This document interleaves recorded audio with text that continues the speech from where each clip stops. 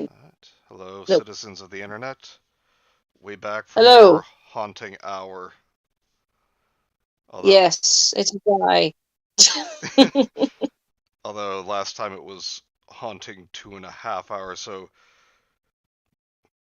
we're This going one's on. probably going to be closer to an hour, isn't it? Yeah, so we're going on to the third haunt hour thing. Yeah, quote me on Yes. that. Yes. That elegant So this time phrase. I can't read the chat this time. Like I've not set it up, so if anyone says anything, just let me know. All right. Hello, Cam, Bingus, and what's this else he said? Cam, how? Why would you say something like that about Gemma? For shame. Cam, are we and you gonna fall out? Ugh. I just have to be clear because I have a paranoid mind. Cam did not say anything about Gemma. I'm just trying to be a funny guy. Hello, Raptor. Is you Yes, the haunting returns. Crashes through Yes. roof. This is the haunting 2, the quickening. I put the haunting hour to the streets. That's a good Because one. I still deny that there is any movie that has the subtitle The Quickening. Yeah. The one thing is, The Quickening would have been the worst Highlander movie if it weren't for the source. Oh. Oh, the source, good God. Yeah, definitely not the source. Oh my god, what is happening to my throat? I just Well, always, I mean, God damn it. Sorry, I was just always, I'm thinking I was about what you just, said last time when I brought up the that X-Files character. oh yeah, deep throat. Yeah, and your phrase "Deep Throat" is awesome. Oh yes, I remember that now. Haunting Hour 2, Electric Spookaloo. Haunting 2, Haunt Harder. Hello, Jammy. Wait, Gemma can't read the chat. Time to spout a bunch of Scottish stereotypes. Hello, Anthony. Um, It's alright. I'm pretty cool with Scottish stereotypes. It's fine as long as you don't make fun of the name Blair or Franny. We're gonna be all right. oh, you mean the female name Blair? I genuinely knew at least 4 boys at my school who were called Blair. All right. Yeah, and it didn't have an E at the end. It was just Blair, because there is a lot of places in Scotland that have names that have like place names like Blair Gowrie and Blair Athol. Gotcha. Because I think it means, I'm not entirely sure, but I think it means something in Gaelic.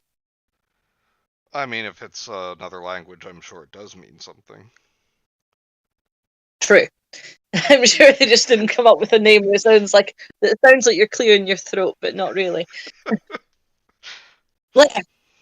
I just will never forget the one time I was asking you about. I mean, this is very non-specific. Asking you about pronouncing Gaelic names in a Stuart McBride novel, and Yes. I was just like getting so fed up with the Gaelic, and I was like, what about this one? Is it pronounced how it's spelled, or is it pronounced like butterscotch? And you sent me a voice recording that just said it's pronounced "fuck you." Yeah, I remember Hello, that. Kay. Okay. Yeah, I think that was, I think you caught me at a really sassy time of the day. Oh yeah, absolutely. Yeah, it's very rare. It's only usually between a certain time. It's usually just lasts for about 20 minutes, and then it's out of my system. I've noticed. Unless unless I've been on your live streams just in the comments when she's on. Uh, some of the best moments. the sassing hour. Thank you, Ram. It's more like a sassy 20 minutes. The sassy third of an hour. Yeah. But so yeah, shall we begin? Since, as we said, this will be a short but fun stream. Yes. So we're starting with my imaginary friend. But what story are we starting with? Badumtis. I'm not Toby. I don't have an imaginary friend. What was the friend we were trying to gaslight him into thinking you guys had? Well, he's always had that imaginary friend, Andrew, that works at Nintendo. Right. I'm not entirely sure what. Oh, was it? Oh, I'm not sure. Oh, it was like Josh or something. Yeah. I just remember like it was a couple of years ago, and you guys kept saying like, Toby, what are you talking about? Josh is over here all the time with us. And, like That's it. It was something like Josh or like Jonas. and I even tried when he was streaming on Twitch. I even tried changing my my username to Josh to be like, hey Toby, where were you last time? Yeah, I think it was just Matt. It was like I think it was during the Stones to Abigail live streams when Toby was working a lot, and Yeah. then me, Toby, and Matt, and we just started coming up with this idea that he had this other friend that has joined us. If I look back further in Discord messages, I'll probably be able to figure out like who it is, because he'll be like, yeah, fuck you. Kim says, I'm gonna get you banned from the new Pokemon game because my best friend works for Nintendo.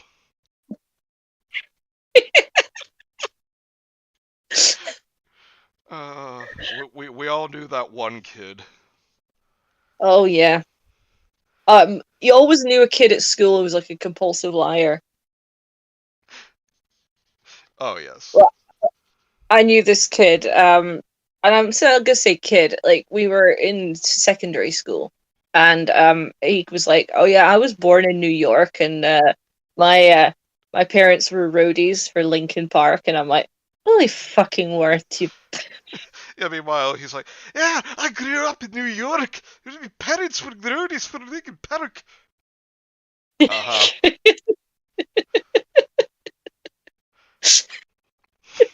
Sorry, that accent.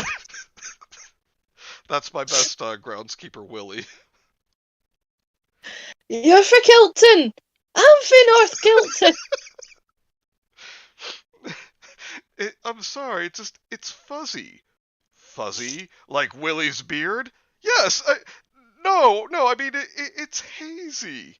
Hazy? Like the moors of Scotland? So everyone knew about it? Willie didn't! Willie didn't! It's like, do not touch Willie. Good advice. I still love the Dune meme. You can always go Dune Tune. Dune. So, so my imaginary friend. Yes, and hello Dirk Cola, glad you could join us. Hello. All right. Just like before I get into it, I've had 2 hours sleep. It's just in case you go, Gemma, what the fuck are you talking about? Like, Jesse, what the fuck are you talking about? I've had 2 hours sleep. Oh, and Dirk Cola says happy belated birthday to you. Oh, thank you. I had a really nice birthday. It was a day very chill, and like I had a really nice weekend with Jacob, and yeah, it was a nice birthday. And 29 does not feel any different to 28. Yeah, I'm 29 too. Yeah, we're both the same age. Yeah. I'll be And 29 then until I can no longer deny it, then I'll be 39 for the rest of my life. that's fair. To be honest, I'm actually kind of okay with turning 30 next year because it's a lot easier to explain to people when they're like, oh, like how old are you? Oh, I'm 30, and it's like, oh, how old's your son? By the time I turn 30, Logan will be 13. It doesn't sound so bad when you go, I'm 20. Well, before it was like I'm 28 with a 12-year-old. They're like, what? Ah. Even though it's the same amount of time, being 30 with a teenager sounds less weird. I get what you're saying. But Gemma, Yeah. you're forgetting that when you turn 30, your knees will be Fire Lord Ozai, and your age will be Aang. That's true. I took I was away just your like, bending. yeah. Sorry, my bending's like completely out of the window anyway. My knee, like my knees sound like you're like cracking breadsticks every time I bend down. Jesus Christ. I think that's how you described it when you broke your ankle. Yeah, honestly, like even if I was to like put my like 'cause even with my ankle now, and that's been 2 years, almost 3 years since I broke it. Um, if I were to put the microphone, that's the word, the microphone like close to my ankle, and I started rotating it, it would still sound like broken breadsticks. Oh, jeez. Okay, Yeah, okay, okay. So my imaginary friend. yeah. There we go. So if you want to just do 3 pages each, and then obviously like with the characters, we'll just sort of divide them out Yeah. between the two of us. Okay, but I do have to read this comment from Kay. Oh man, Gemma, same. Crackly Knee Club member. Yeah. I've got a gold membership. Okay, okay. So, my imaginary friend. David turned away from his computer and stared across the room at Sean. Uh, why are you lying there like a dead fish? He asked. Come over here. We'll play a game. Sean groaned and pulled the blankets up to his chin. I don't feel well. Boo-hoo, David said. Get over here, Sean, or else. The bedroom door swung open and David's mum stepped in. She was short and a little chubby, like David, with tight ringlets of black hair that bobbed on her head when she walked. Hey, Mom, how's it going? David asked. She didn't answer. She leaned down and spread her palm over Sean's narrow forehead. Sean didn't look anything like David. He was very thin, with a mop of straight blonde hair that always hung in his eyes. Your head is cool. She said softly. I don't think you have a fever. Feel Travis's head. Sean said. He's sick too. Mum groaned and rolled her eyes, but she reached across the bed and spread her hand out again. No temperature. He's fine. Sean isn't that sick, David said. He's probably faking. You know, he always wants attention. His mum straightened the blankets. She turned to the window. Why on earth did you open that? She asked. It's freezing cold in here. Travis said he was hot. Sean replied. Travis made me do it. Mum frowned at Sean. I'm a little worried about you. She said, pressing her hands to her waist. You're 12 years old, Sean. It's really time you got rid of your imaginary. Hello, Cobe. Despite all my beans, I'm still just a rat in some jeans. Hi, Cope.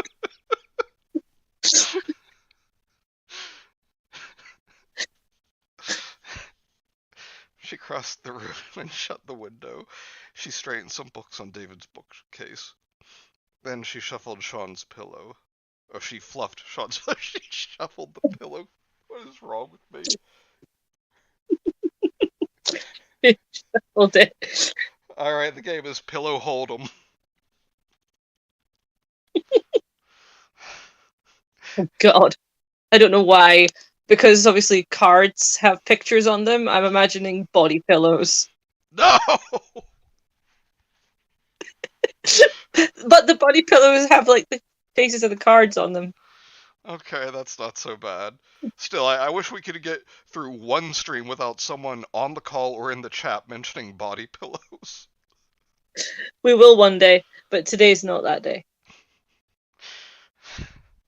Okay, Gemma Gorn. Hey Mom, what's for dinner? David asked. But she was out the bedroom door, closing it behind her. What did she say about me? Travis demanded as soon as the door was shut. Why did she say I have to go? Don't worry, Sean replied. I won't get rid of you. David stood and crossed to the foot of Sean's bed. You should get rid of Travis. You're worrying Mum with all that invisible friend stuff, he said. Why don't you mind your own business? Sean snapped. You're not the boss. You can't tell me what to do. Travis let out a long, loud yawn. Boring, he said. It's totally boring lying around doing nothing. Let's sneak out. Because Travis is the president of the fashion club. What? Like Daria is like, hello. I knew I was getting that voice from somewhere. Yeah. Hello, Mr. Clark. Hello. Arctic Monkeys Cars Album of the Year. Excuse me? I'm sorry. Did someone just say that the Arctic Monkeys released a good album? Yeah, Mr. Clark said that. Oh, Mr. Clark, you and me are not gonna. I think you and me are gonna fall out.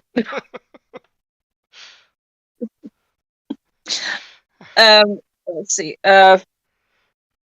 Sean's... We're that's it. Sean sat up. Yeah, Sean shat the bed. Sean sat up in bed. He brushed his hair away from his eyes.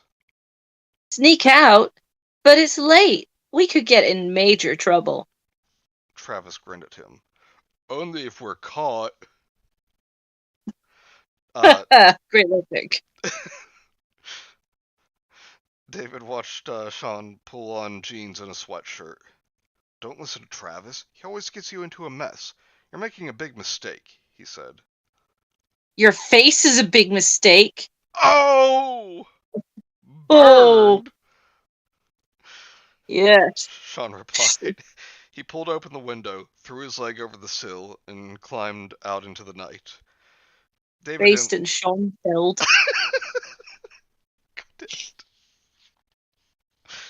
David didn't want to go out, but he pulled on his coat and followed. Son of a bitch. I almost said folded Sean. He folded him and put him in the chest of drawers. Either that or it's like, what is this? Is this also like Fox Girl cringe? Like, they're just randomly assaulting people with wrestling moves and murdering them. He just suplexed Sean and goes, that'll keep you out of trouble. Folded like a lawn chair. He folded him up like a chair so he could hit the other wrestler with it. Followed Sean. Maybe I can keep him out of trouble, he thought. They stepped into a cold, moonless night. The wind swirled around the houses and howled through the trees. Somewhere down the block, a dog barked. Dead leaves scuttled about their legs and crackled beneath their shoes, like Gemma and Kay's knees. Yes. I don't like being out this late, David said, shivering. I think we should go back. Well, Travis doesn't want to go back. Sean replied. Travis is bored. They stopped in front of the Harper's house on the next block. The driveway light sent a rectangle of yellow over the side of the garage. They saw a tall ladder and a stack of paint cans. Half the garage wall had been painted yellow. "Let's help paint the garage," Travis said. No way. Sean protested. If Mr. Harper catches us. "Why are you always so scared?" Travis sneered. "Poor little Shawnee baby is frightened. Don't you ever want to have any fun?"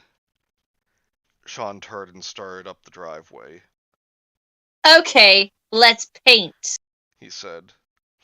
David ran after Sean. "No, please," he begged. "Please stop." But Sean pried open paint cans. He picked up a brush and dipped it into the can of black paint. Then he painted a big smiley face on the garage wall. He and Travis played tic-tac-toe on the wall in green paint. Then Sean wrote Travis' name in big red letters. They giggled and danced as they painted. Like girls? And here we have Gemma playing into gender stereotypes. I mean, I'd be lying if I said I wasn't thinking the same thing, but They giggled and danced while they painted. Okay. But they stopped giggling when a car pulled up the driveway and the twin beams of the headlights rolled over them. Sean and Travis froze for just a second. Then they tossed the paintbrushes to the ground and took off, vanishing through a hedge at the side of the yard. David's dad jumped out of the car and stormed toward the garage. Even in the dark, David could see the angry look on his face. "It's not my fault!" David cried. "Really, Dad? Sean did all the painting. I just followed him. I begged him to stop." Dad glared furiously at David.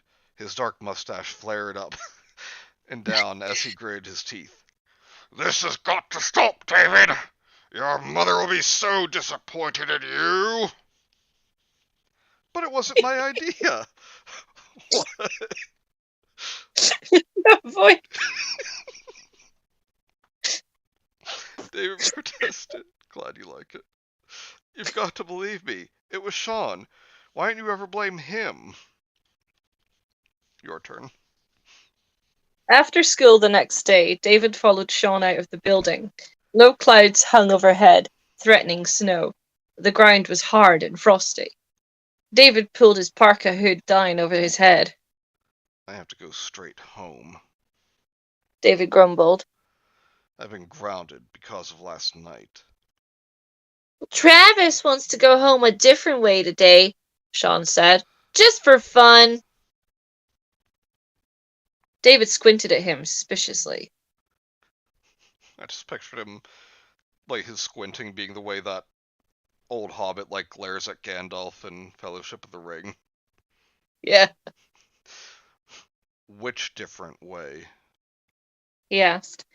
He wants to go over the old railroad trestle. That's the word. Trestle. Sean said, stepping ahead. "No way!" David cried. It is kind of dangerous, Sean agreed. The wood planks are all rotting. That trestle could collapse at any time. Travis glared at Sean and shook his head. Fuck. Oh. "Why are you always the biggest chicken on Earth? Don't you ever get tired of being such a wimp?" Not a wimp, I'll show you, Sean replied. Fat snowflakes started to fall as they stepped up onto the old wooden trestle. It had once been a railroad bridge over a wide creek, but the creek had dried up, and no trains had come through to town in many years. I have to say, Many though, of the... I'm sure if those snowflakes were female, you'd call them plus-size snowflakes. I get jokes. Many of the boards were cracked and broken. Others had fallen away, leaving huge gaping holes. The whole trestle trembled in the wind. That's just I've never heard the word trestle used 3 times in a row. David's hood had fallen back. He brushed snow from his bushy black hair. "You can't do this," he told Sean. No one is allowed on this bridge. It's too dangerous. But Travis says, Sean started. Travis is imaginary! David screamed. Please, just this once, don't listen to him. He grabbed Sean by the shoulder. Shape up. He cried. You can't keep listening to Travis. He's going to kill you. He's going to kill us both. Sean shook himself free and ran to follow Travis onto the wooden trestle. Fourth time. As he started to make his way across, the planks creaked and squeaked. A piece of the wood railing broke off in Sean's hand. The bridge trembled in a strong gust of wind. The fat snowflakes had already left the powdery cover on the wooden planks. Thanks for that. I can't watch, David told himself. His whole body was trembling.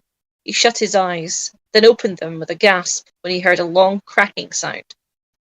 Sean was nearly to the other side, but David could see the trestle shaking hard, see the planks giving away on both sides. It's collapsing, he realized. Waving his arms, David leapt onto the trestle. Hurry! He shouted. Sean, hurry! Move! David chased after him, shouting at the top of his lungs.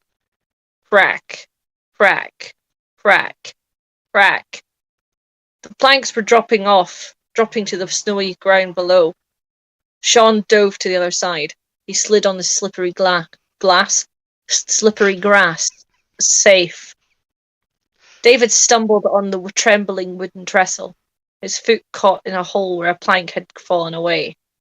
Crack, crack, crack. More plants. More plants. More planks fell away, Gemma. David gripped the railing. He struggled to stay on his feet as the old bridge swayed wildly from side to side. 2 more planks dropped out, nearly under his feet. He jumped back, gripping the shaking rail. I'm trapped. He called. Help! Get help! I'm trapped here, and it's going down. He squinted through the falling snow to the far side of the trestle. Give me a second. I don't know why, when he said it's going down, it made me think of Wesley. Something's going down with the man. It's going down. I'm yelling timber. God damn it. Dark Cola just said the same thing. I didn't even see it. Sean, where are you? Sean, I need help. A few seconds later, David heard the sirens. 3 red fire trucks squealed to a stop at one end of the trestle. If I'm going to say fucking trestle again. Yellow uniformed firefighters, their faces grim, jumped down from the trucks. Some of them began to make a rope harness to pull David to safety. Oh boy, Gripping the rail, David listened in panic to the trestle creaking and cracking. Hurry, please hurry, he thought, watching the firefighters work. Then he saw his dad jogging over the snow. His face was red. Puffs of steam floated from his mouth as he ran. David! He shouted over the voices of the firefighters. I don't believe this! Dad, it's not what you think. David shouted back. It wasn't my idea at all. I was trying to rescue Sean. You've got to believe me this time. You've got to. David paced angrily back and forth in his room. He kicked the wall. He pounded his fist against his closet door. I may spend the rest of my life in this room. He complained to Sean. I'm grounded forever, and it's all your fault. Sean didn't reply. David bumped up to him and shoved his face into Sean's. Okay. Travis is the troublemaker. This is all his fault. He has to go, Sean. Do you hear me? He's dangerous. He's really dangerous. Your imaginary friend has to go. Now. Sean sighed and shrugged his shoulders. Yeah, I guess, he said. You're probably right. But what can I do? Sean turned to Travis, who was sitting on the windowsill, staring out the open window at the moon. Let's get out of here. Travis said. A few A few minutes. minutes. Oh, it's you. A few minutes later, they were out in the frosty night, their breath misting in front of them. They gazed at the fishing pond behind the park where Travis had led them. A thin layer of ice gleamed under the yellow moonlight. 1,000 little cracks stretched over the silvery surface. Water splashed where the delicate ice had broken apart. What are we doing here? David asked, zipping his parka as high as it would go. I mean, why did you follow them again? This is crazy! Then he caught the frightened look on Sean's face. What was happening? Sean was backing up, backing toward the pond. Travis, stop Travis! it! Oh, fuck, sorry. Sorry. Travis, stop it! Sean cried. He turned to David. Stop him, David! Travis, he's forcing me onto the ice. Stop! David cried, panic choking his throat. The ice is too thin. It can't hold anyone. Why are you doing this? Sean cried. He staggered back. One foot landed on the crackling surface. I'm taking over, Travis said. I'm tired of being the imaginary one. From now on, I'm going to be the real one, Sean, and you will be my invisible friend. No! Sean wailed. You can't do that! I'm real! You're just imaginary! So he wailed it. He didn't England it or Scotland it or Ireland it. Go to unforgivable jail. Okay, not that bad. Go to bad joke jail. Okay. Not anymore, Travis sneered. I'm taking over now. It's time for you to go. Goodbye, Sean. He grabbed Sean by the shoulders. Grunting, crying out, the two of them wrestled onto the surface of the ice. David opened his mouth in a shrill scream. Ah! As the ice cracked. Like a broken mirror, it split into dozens of jagged shards. Still wrestling, Sean and Travis plunged into the dark water. No, no, no, David chanted, shivering in terror. No, no, please. And then he forced himself to move. He dove onto the ice, threw himself into the open hole, into the frozen water. His heart thudding in his chest, he searched under the surface for Sean.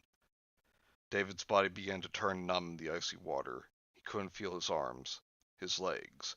He couldn't breathe.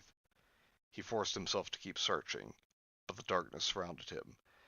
He couldn't see a thing in that inky blackness. He thrashed out, searching for Sean with his hands, reaching out frantically, groping for Sean in the icy darkness. He stayed down until his chest felt ready to explode. Then he burst back to the surface, choking, gasping for air. Where are you? Sean! Where did you go? Help! Somebody! Oh, help! David is very lucky that a neighbor heard his shouts. Dr. Klein said. He was very lucky to be pulled out. Another few seconds and he would have drowned. David's dad shook his head sadly. He turned to David in the hospital bed. How did this happen? He asked. How did you fall into the pond? Did you put your name in the goblet of fire? God damn it. I tried to save them, David replied. Sean and Travis. Are they okay, Dad? I tried to save them, but I couldn't see them. It was too dark. Too dark. Try to rest, David, Dr. Klein said. He walked David's dad out into the hall. Who are Sean and Travis? The doctor asked. Yeah, I saw this coming. David's dad tugged at his mustache. He let out a long, weary sigh. Sean and Travis are David's imaginary friends. Little bitch. Tried to beat that out of him. He explained. Dr. Klein's eyes went wide. Really? Yes. Ever since David's mom and I divorced, ever since he moved away, David imagines that he's still there. He still talks to her. Oh my. And he spends all his time talking to these two imaginary boys. David's dad took a deep breath. I've tried to get help, Dr. Klein. I just don't know what to do. The two men stood staring at each other. From back in the room, they could hear David's voice. Sean, Travis, look at all the trouble you got me in. You went too far this time. You landed me in the hospital. Boring, David heard Travis reply. Let's bust out of this place. Come on, David. No one is looking. Run! There you go. Well, that was good. I kind of suspected the part of Sean and Travis both being imaginary friends, but I didn't expect the thing about his mum being imaginary too. Yeah, I thought this is it's a short and sweet, I suppose. Indeed. With R.L. Stein's writing really annoying characters that sometimes. So that means that David was the one painting, dancing, and giggling. I know.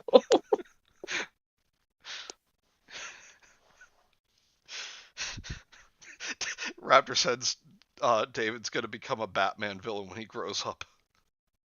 Yeah. Jokes aside, that was pretty good.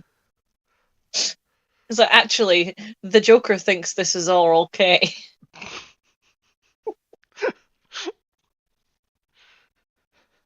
Cam says, but where is Goliath? He is he is Sir not appearing in this film. I'm not laughing, but I get it. Yeah. Just picturing this kid walking around with the sound of Travis Scott in his head screaming, "We want raid." Thank you for that, Mr. Clark.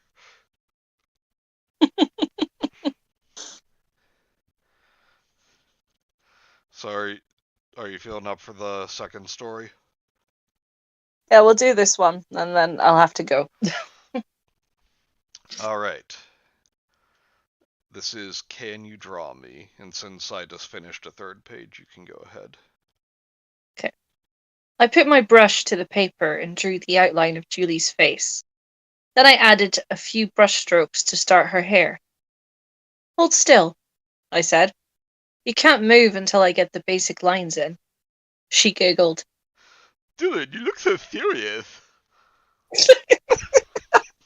I don't know why, but I'm not surprised at the voice you chose. I can feel myself. It's that point in the friendship where it's like, you know the person that well, but you're thinking, is that a good thing? Yeah. I could feel myself blushing. The truth is, I had a major crush on Julie, and I wanted this painting to be awesomely good. I really wanted to impress her. She leaned back on the edge of my bed, her hands behind her pressed on the quilt. Her blonde hair was pulled back in a loose ponytail. She wore a blue turtleneck sweater over faded, straight-legged jeans. The late afternoon sun poured through my bedroom window, spreading a warm, orange glow over the room. Julie kept a smile frozen on her face, which made two big dimples appear on her cheeks.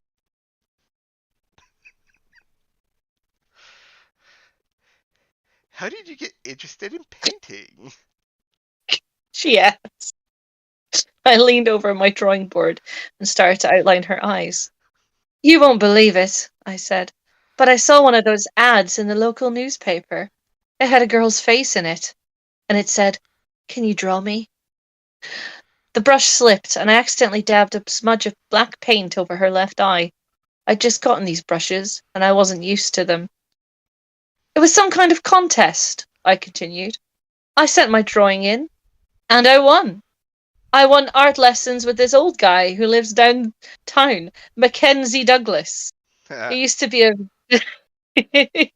Kenzie's in this one. He used to be a very famous magazine illustrator. Real quick, Raptor says S to the I to the M to the P.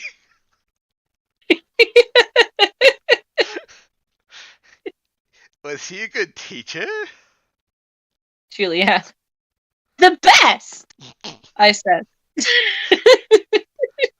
The bestest. I don't know how he did it, but ever since those lessons, I can draw anybody. No problem. Well, I mean, yeah, it's called practice. Yeah. Cool. Julie said. She stretched her arms. Are you almost finished? I can't wait to see it. Before I could answer, I heard heavy, thudding footsteps, and Flash came waddling into the room. The big chimpanzee uttered a few hoo-hoo-hoos, then jumped into Julie's lap. I'm sorry? Chimpanzee? Julie let out a startled cry and fell off the bed with the chimp on top of her. Mandy! I yelled for my little sister. She instantly appeared in the doorway. Mandy! You're supposed to be watching Flash, I said angrily. How come he got away from you? I'm just loving the comments here. The what? Huh? The chimpanzee? Surprise chimp event? Is the protagonist Michael Jackson? Honestly, when I read Flash, I was about to be like, oh, I'm gonna make this character Flash from Blackadder. Because he's a chimp, that's why. Actually, that's exactly what Dirk Cola just said. He's a chimpanzee, of course he got away from a child. Mandy always has a smart answer for everything. Julie shoved the chattering chimp off and struggled to her feet. Ooh, he's heavy. Mandy tugged Flash back to her room. I'm sorry, I said. Are you okay? Dad is always bringing pets home from the animal hospital where he works. Flash is a total pest. Hey, he's just having fun. He's kind of cute, Julie said, brushing chimp fur off her sweater. She returned to her perch on the bed. Her perch. Honestly, though, what is Dylan here gonna get cucked by a chimp? I'm not. He just surprised me, that's all. Just my luck. I try to impress a girl, and a chimpanzee knocks her to the floor. I mean, we've all been there. Dad brought 2 macaws home yesterday, I said. Hear them? They're down in the living room, screeching their heads off. We even had a little pig running around the house last week. Julie laughed. You live in a zoo. It's like, yes, I do. I leaned over the drawing board and concentrated on the painting. I carefully sketched in the mouth. I carefully sketched in the mouth. Julie was the coolest girl in... Sounds incredibly rude. Julie was the coolest girl in my 7th grade class. How old are you? I couldn't believe it when she agreed to pose for me. I knew I had to make this my best portrait ever. I changed the eyes. I wasn't happy with them. Then I carefully sketched the nose. I worked quickly. The new brush glided easily over the paper. How much longer? Julie asked. Not much, I said. I'm filling in some details. Does it really look like me? She asked. You'll see, I replied. And then my hand made a sharp movement across the page. Whoa, I thought. Why did I do that? I dipped the brush into the jar of paint. I wanted to fill in the hair, but my hand guided the brush to the mouth. I made several sharp strokes.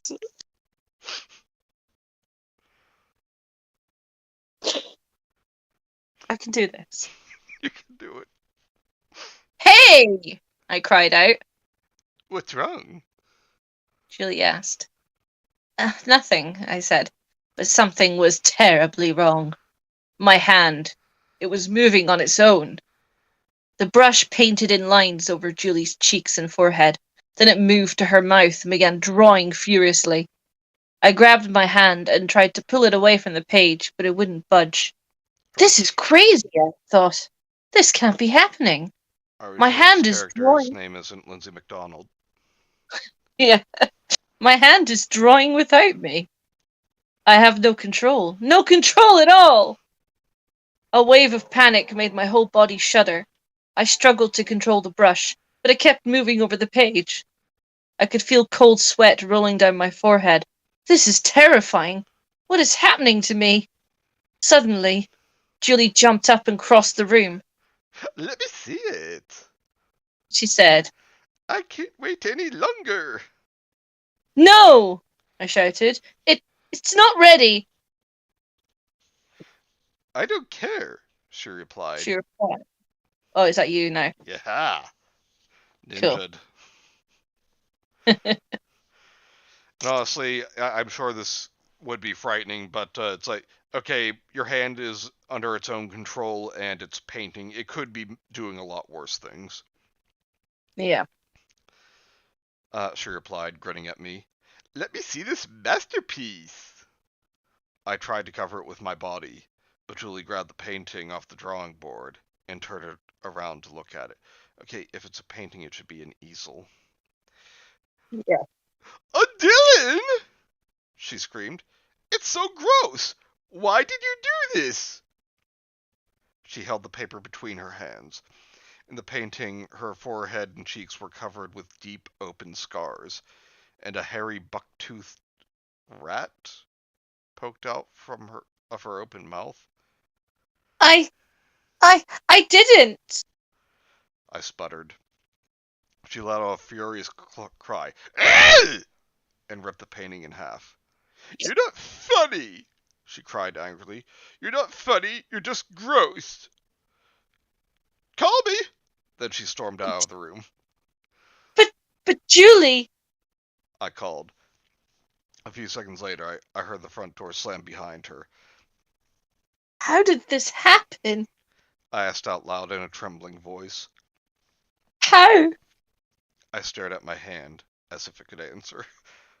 Well, I mean, you see, if you put your hand into sort of a fish shape and move your thumb up and down and kind of talk like this.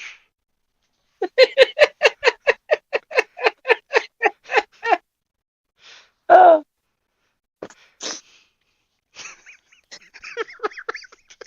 God damn it.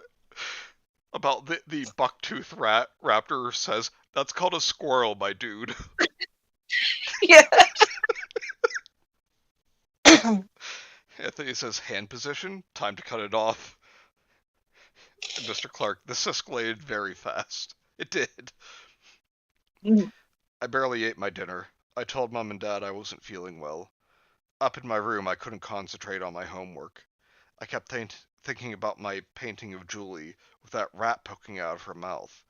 I couldn't stop thinking about how my hand had moved, out of my control, ruining the painting. I went to bed early, but I couldn't sleep. A little after midnight, I climbed out of bed and turned on the ceiling light. Then I made my way to the drawing table. I had to prove to myself that I could still paint. I had to prove that I wasn't going crazy or something. I set up a mirror on my drawing table. Then I put a fresh sheet of paper down and picked up one of my new brushes. I dipped the brush into a fresh jar of paint and began to draw myself. My eyes moved from the mirror to the drawing. I started with the eyes this time. Then I sketched in my stubby nose and my full mouth. So far, so good, I thought. I moved to the hair. My hair is not easy to draw because it's short and spiky and shoots out in a million directions. Oh, I see. But the brush glided quickly. My hand felt sure and steady. Yes, I thought. I'm not making that as a joke. It says yes with 3 S's. Yeah. But I celebrated too early. I dipped my brush into the paint again and lowered it to outline my face. I started on the chin, but my hand jerked to the side. I stared in horror as it began drawing on its own, drawing something where my neck should be. No! I screamed. I tugged with all my strength. Oh god. I'm glad it wasn't just me who thought that. But my other hand moved with incredible force. I could only stand and watch it move around the paper. The hand was out of my control, moving on its own. No! A scream burst from my throat. The bedroom door flew open. Mom and Dad came running in their pajamas, their hair tousled, their faces sleepy. All right, let's try this. Dylan! 3, Dylan! 2, 1. Dylan! Dylan, what's wrong? What's wrong? They both cried. Dad grabbed my painting from the table. They both stared at it. It showed me with a noose around my neck. Jesus Christ! My tongue was hanging Yep. out and my eyes were bulging. Why did you paint this? Dad demanded. What are you doing up so late? I don't know. I replied. Why did you paint such a sick thing? Mom asked. Is something troubling you, Dylan? Something you want to talk about? Okay. I don't hate know. to bring up this story of all things, but in Clockwork, like, this is what should have been going on in Clockwork a lot sooner. Yeah, I know. I don't know. I repeated. Oh, and just cut to morning, I guess. I stayed away from my drawing table for the rest of the week.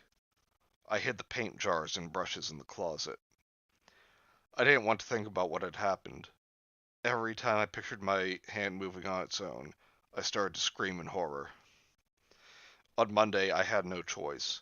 I had to bring my paintbrushes to school. Mr. Vella, the art teacher, had chosen me and 4 other kids to paint a mural on the long art room wall. When I passed Julie in the hall, she looked the other way. Oh. I saw kids grinning at me. I guessed that Julie had told them what had happened. I hurried to the art room. Kids were at their tables, waiting to watch us 5 artists go to work. Remember, people, the theme of the mural is America the Beautiful, Mr. Vella said. You sound like Mike.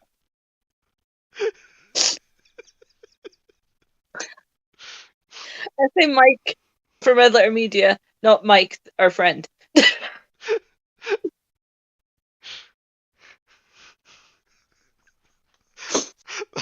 Okay, then.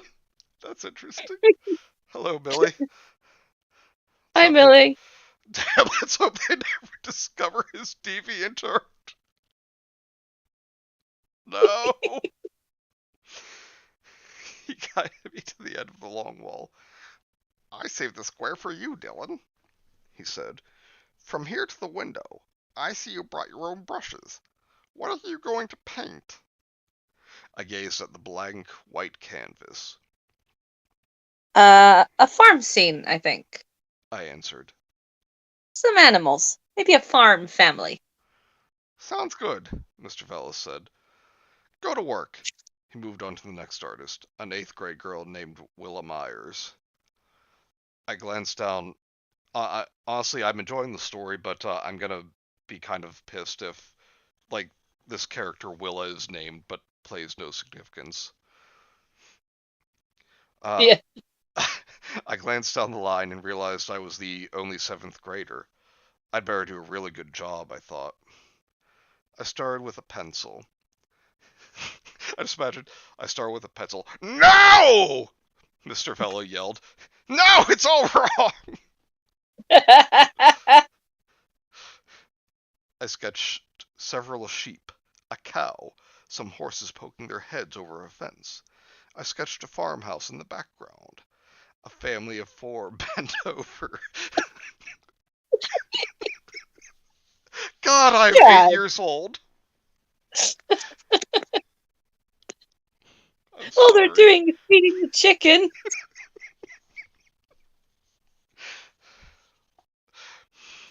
Feeding seed to a bunch of chickens. Mr. Vela moved up and down the row of artists, making comments and suggestions.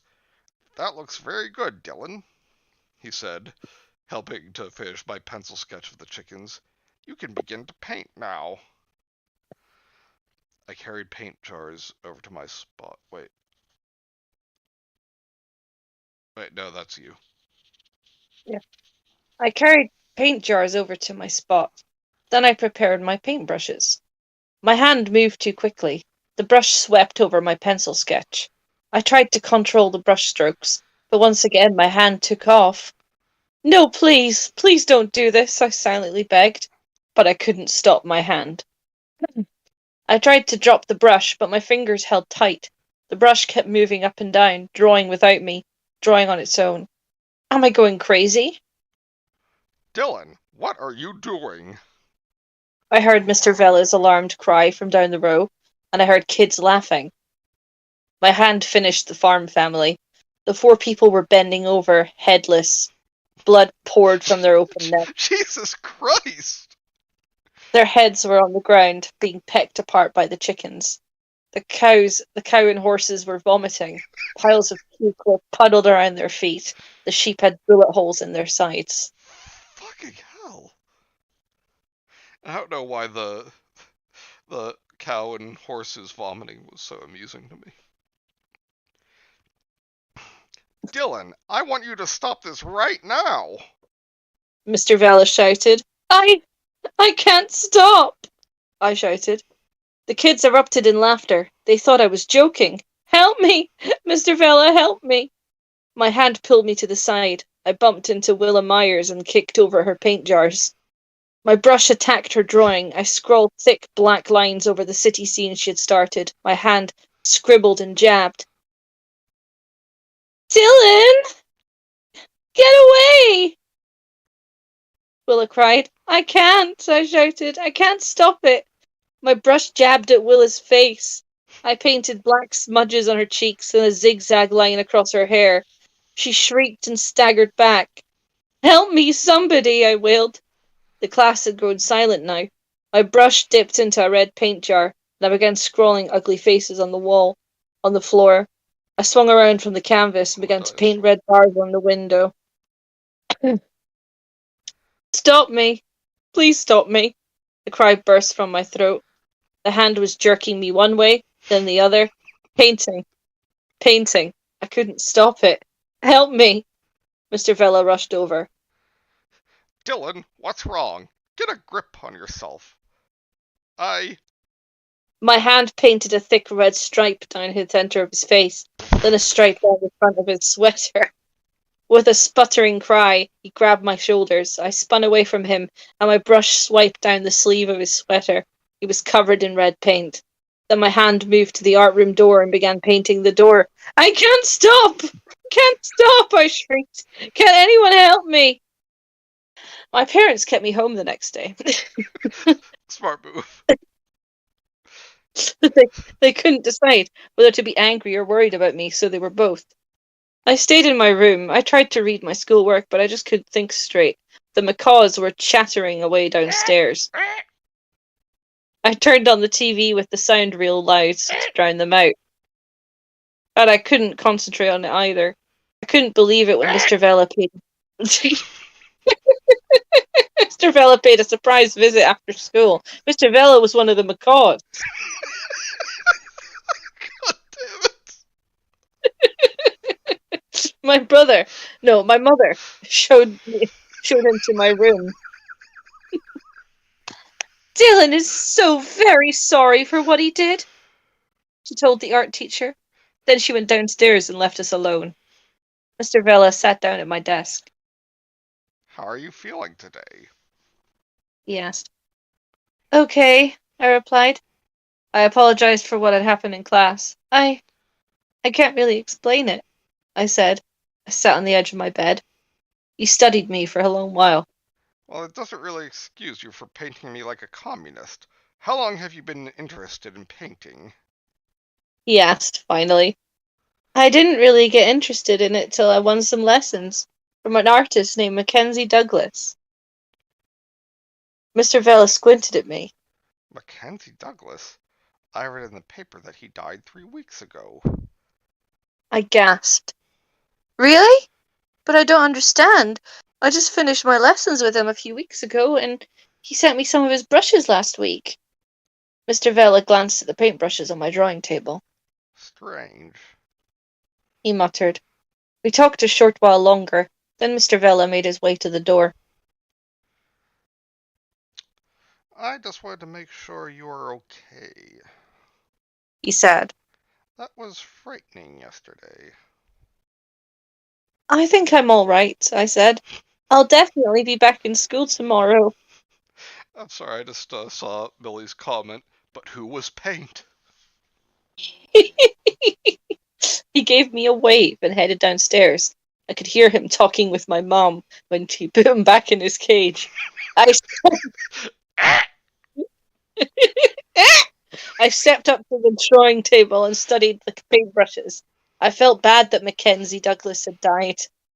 I picked up the long-handled brushes one by one. When did he send them? I wondered. How did they reach me 2 weeks after he died? That night I fell asleep quickly. I dreamed I was painting the sky. I wanted to paint white, fluffy clouds, but I couldn't reach high enough. Better I hope was it's not a awakened. fluffy bunny cloud. Yeah. I was awakened by a scraping sound. Huh? Who's there? I whispered. Blinking myself awake, I raised my head from the pillow. I squinted into the dim light and gasped. The paintbrushes were floating in the air. They scraped along the table on the drawing table. They scraped along the paper on the drawing table, tilting, bobbing, sliding up and down. The brushes were painting. Painting without me! No! With a terrified cry, I leapt out of the bed. I lurched across the room and made the grab for the brushes. The brushes jerked and jabbed the air. I wrapped my hands around the handles and struggled to hold on to them. My hands were pulled above my head. The brushes twirled and jerked, as if trying to escape, but I tightened my grip and held on. I've got to get rid of them, I decided. I've got to get them out of this house. If I do, my life will go back to normal. Squeezing the brush handles tightly, I crept downstairs. I made my way to the kitchen and stepped out to the back door. The ground was hard and cold under my bare feet. A chilling... Chad. What? I heard you giggle. No, sorry, I was trying not to yawn. It sounded like you were laughing. Sorry. A chilling wind fluttered my pajamas. I ran across the wet grass to the back of the garage. 4 metal trash cans stood along the garage wall. I lifted the lid on the first can and tossed the brushes in. Then I slammed down the lid and made sure it was on tight. Shivering, I ran back into the house. I climbed into my bed and pulled the covers up to my chin. I could sleep easily now. I thought I had won a big victory. I didn't know that my brush troubles weren't over yet. Have I still got one more page left? Yes. Yeah. The next morning, I peered through the bedroom window down to the backyard. What? I let out a hoarse cry when I saw the first trash can had been tipped over. I turned and saw the paintbrushes stacked on the side of my drawing table. Oh no! I moaned, they're back! My heart pounded. I raced across the room and grabbed them. My parents were in the backyard talking to our neighbours. Holding the brushes tightly in both hands, I ran down the stairs to the basement. I carried them past the laundry room to Dad's workshop. My dad is a real handyman. He has a lot of major league tools. Yeah, I gotta build a table. Yeah. I flicked the switch on Dad's table saw. Of course, I'm not allowed to use it, but this was an emergency. The saw hummed to life. The round, jagged blade began to spin. Holding the ends of the brushes, I slid them down towards the blade. Goodbye, brushes! I shouted. The big blade made a whining sound as it grated against the first wooden brush handle. To my... I don't know why, but where my brain is working on 2 hours sleep, it like that noise sounded like you're in like a grunge band in the 90s. I am still alive. Yeah. To my shock, the wood didn't split. The brush bounced off. The blade couldn't cut through it. I tried again, pushing the brush handle against the whirring blade. The blade whined and bent. The brush bounced off, unharmed. No! This is impossible, I thought. This can't be happening. I shut off the table saw. I grabbed the blowtorch from the floor beside the work table. Jesus. I definitely was not allowed to use this, but I didn't care. I was in a total panic. I had to destroy these brushes before they ruined my life. I set the brushes on the concrete floor, then I lit the blowtorch. A bright blue flame burst out with a roar. Yikes! Startled, I recently dropped a heavy thing onto the floor. I nearly dropped the heavy thing onto the floor, but I held on and aimed the flame at the brushes and waited for them to burn. And waited. The brushes didn't burn. Cold panic swept over me. I stared at the brushes lying unharmed under the powerful hot flame. I'll take them far away, I thought. Maybe I could mail them to another country. Or maybe I could bury them. I turned off the blowtorch, then I gathered up the brushes and carried them back to my room. I tried to drop them onto my drawing table, but the brushes stuck to my hands. I struggled to uncurl my fingers to let the brushes fall, but instead my fingers tightened around the handles. No, no, no! I chanted, squirming, pulling, twisting, fighting the power of the brushes. But I no longer had control of my hands. They were dipping the brushes into paint, then moving to the paper on the drawing board. No, no, no! I couldn't stop them. I couldn't free myself from them. The brushes scraped across the paper, painting words in fat red letters. No, no! I gaped in horror at the message the brushes had written. Ah, your hands are mine now. We will paint together forever. The message done, the paintbrushes dropped from my hands beside the paper. I was gasping for breath. My entire body trembled. I stared down at them. How can I get rid of these brushes? How? And suddenly, I had an idea. Ah, the French. Champagne. A month later, Julie and I were at her house, watching a news magazine show on TV in her den. Julie started toward the kitchen to make popcorn, but I pulled her back. It's coming on now, I said. Watch. Jeez, made this a lot creepier. She sat back down because I told her she had no choice. If we watched my dad appear on the TV show, the camera backed up and we could see Flash holding Dad's hand. The chimp was all dressed up in a silvery suit. Dad led Flash to a drawing table. Flash sat down, picked up a long-handled brush, and started to paint. This sounds awesome. Now, this is amazing, the TV reporter exclaimed. He's painting a monster. His paintings are strange and ugly, but this chimp paints better than most humans. The camera caught a big smile on Dad's face. That's why we're selling Flash's work to museums all over the world, he said. I can be proud of this ape unlike my own child. The camera moved in close on Flash's hands as the chimp changed brushes and continued to paint. How did this happen? The reporter, who looked oddly like William Shatner, asked Dad. How did you discover this chimp? So much talent. Dad smiled into the camera. It was an accident, really, he said. My son Dylan gave Flash an extra set of brushes. We sat Flash down in front of a drawing board, and the rest is history. Flash jumped up and down and uttered a hoo hoo hoo as his hands moved the brushes over the paper. Julie turned to me. Dylan, don't you feel bad? She asked. You're so serious about your painting. Aren't you jealous that Flash is such a famous artist? Jeez. A big smile spread over my face. Me? Jealous? I said. No way. And I settled back to watch Flash paint as I raised the gun to my temple. There you go. I mean, that was fucking awesome. We got, like, pro artist chimpanzee. Yeah. I know. I thought you'd enjoy that one. Indeed. And Billy says, Flash, savior of the universe. It's like Flash. Ah!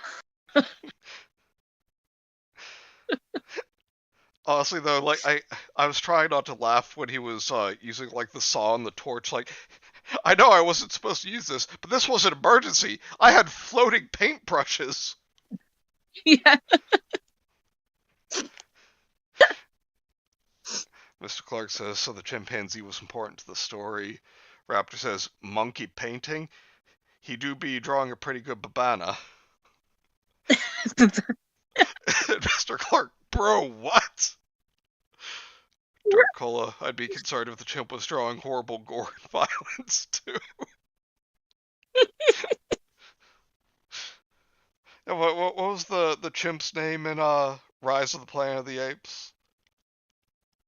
The James Franco chimp. Caesar? Yeah. Yeah.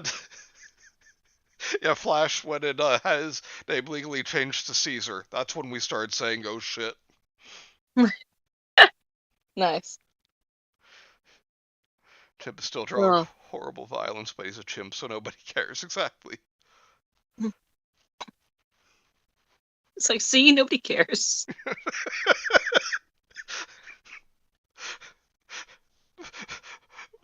Violent overthrow. The chimp's making a violent overthrow of humanity. See, nobody Yeah. cares. Yeah. Oh.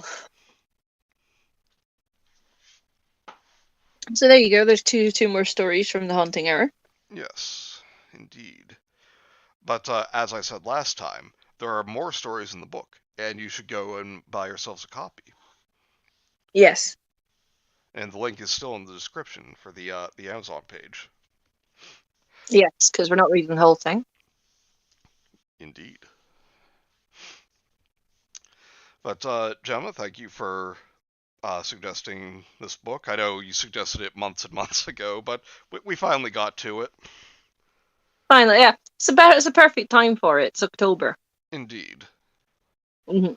And But thank you for sticking it out this long this evening.